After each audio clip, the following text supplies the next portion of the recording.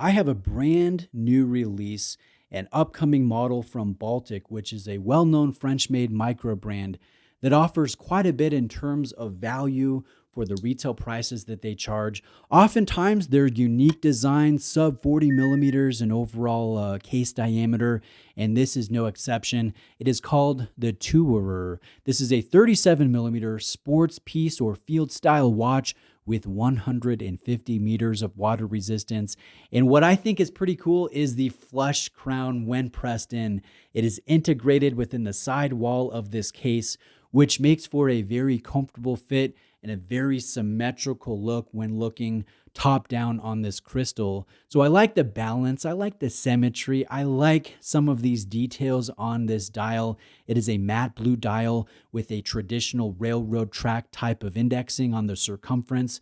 And then there will be an inner subset polished steel ring, which adds just a small amount of visual interest. But the star of the show here, outside of the syringe style hands, are 0.5 millimeter thick indexing, and that's a mixture of block indexing and Arabic numerals. So in low light, it looks awesome. There is a lot of BGW9 from Superluminova at play here, and I think it is one of the strong elements of this new Tourer. Now, the watch is crafted out of stainless steel. It has drilled lug holes, and like I mentioned, is 37 millimeters in case diameter, 46.1 is the lug-to-lug distance, 10.8 in overall height, and that is to the top of this double dome sapphire crystal that carries anti-reflective treatment on the underside of the crystal. If you subtract that crystal height, the watch is only 8.3 millimeters.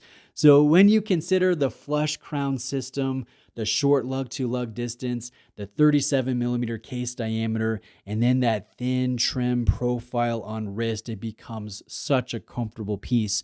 And I know that there is a decent segment of the watch populace, the watch collecting populace, that loves sub 40 millimeter watches, that finds that sweet spot of between 36 and 40 just a very refreshing and proportional segment of the market. And so for you, I think you are really going to enjoy this new design from Baltic. Now let me show you the bracelet. This is the flat link bracelet. I opted for this version. The previous Baltic that I featured, I wanted to try that on grains of rice. So this one, I wanted to mix it up a little bit. I really enjoy the short links, the reflections from various angles. This has quite a bit of flexibility when it comes to a lateral standpoint. So it really feels like a vintage bracelet, but it does have modern niceties like a milled clasp that is signed. It does have 2 different micro adjustment anchoring positions. And then these short links will be held together with a screw pin system. So it is a solid bracelet with a quick release system, but it still kind of has that vintage look and feel, which I find appropriate with this Tourer. If this was a larger, thoroughly modern and contemporary feeling design, I would think that the bracelet would feel a little bit out of place, but that's just not the case with this watch. Now, the movement within is a Japanese-made Miyota 9039. Miyota is the movement arm of the Citizen Watch Company, and this will have 24 jewels. It will beat 28,800 times every hour and will have a power reserve value of 42 hours. And that's really the area where it feels slightly disappointing for the retail price, because I think naturally as watch collectors that gravitate toward value-rich models, we look at what the competition brings at the best or the higher end of the competition. And I would say if you're shopping between 500 and 600 euros, you're probably looking a lot at Swatch Group brands like Tissot and Hamilton, and those movements that are found at that price segment are modified ETAs with 80 hours of power reserve. Or you go to Seiko, which is very value rich, and at about the same price you can get a 6R movement with a 70-hour power reserve. So 42 hours feels a little bit disappointing. And I think some of you will say, well, Bruce, it doesn't matter what the power reserve is. If you wear this as a daily driver, it doesn't matter if you have 8 hours. It doesn't matter if you have 80 hours. You're never going to utilize that value. And that's perfectly true if you are one of those sane, normal people that can only wear one watch. I think a lot of us watching this video, we are watch collectors and we have multiple watches that we wear in one week of watch rotation. So it is nice to have a couple days of extra juice for that watch.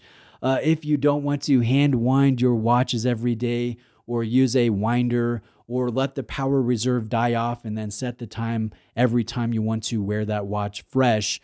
So I think a longer power reserve is area for improvement with future releases, and that would require a brand like Baltic to look into other manufacturers of calibers.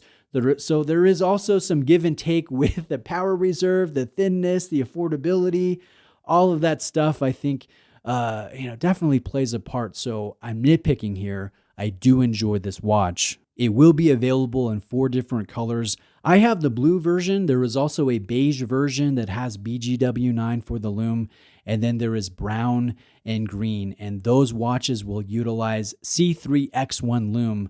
So no matter what color iteration you pick, you should get fantastic low light luminescence. And then you can opt for this on a FKM Tropic strap or a Beads of Rice bracelet or a flat link bracelet like I have. There is a decent amount of selection. And I will note that these are coming available in early October. The 10th is the launch date, and the first 200 of every colorway will have an individually numbered case back, like 1 of 200, 50 of 200, 57 of 200. But after 200, Baltic will not be individually numbering the case back. So it's not a limited edition watch. But if you want a numbered case back, you have to get in on those first 200 pieces. So I will leave links in the description for the launch of this watch. And let me end with a couple pros and a couple cons. I think the first pro here is the fact that it is a unique design. It's a little bit different. It's not another Submariner homage or an Omega homage. I think it's comfortable. I think it's legible. I think it's versatile. I love the Lume, and I think the water resistance is more than enough that I will need for any type of daily wear type of watch. But when it comes to negative elements, I mentioned the power reserve is a little bit pedestrian at this point, and the fact that this bracelet does not have a quick adjustment system is a little bit disappointing because that feature is becoming commonplace on almost every sports piece. So that's another area for Baltic to look into in the future when it comes to sports watches. It's an element that a lot of us watch collectors really value. That being said, I hope you've enjoyed my presentation today. Please reach out with any questions you may have. You can ask a question in the comment section, or you can email me directly. I will place my email in the description of this video. And I would appreciate if you would like and subscribe. It really helps my channel grow, helps me stay atop of, the algorithms and everything. So I appreciate you if you're able to do that. Again, links will be in the description. See you next time.